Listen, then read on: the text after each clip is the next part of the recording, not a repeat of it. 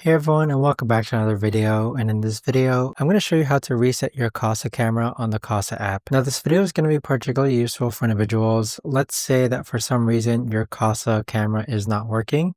How do you actually go ahead about resetting it? Now this video is going to be short, sweet, and simple, guys. There's not going to be a lot of steps involved.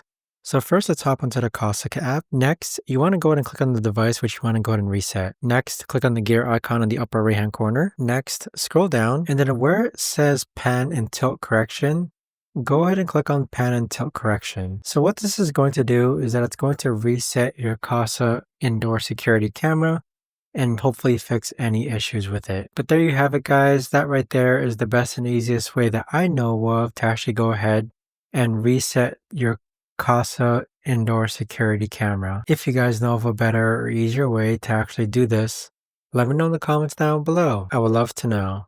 Thanks so much for watching, everyone, and I'll see you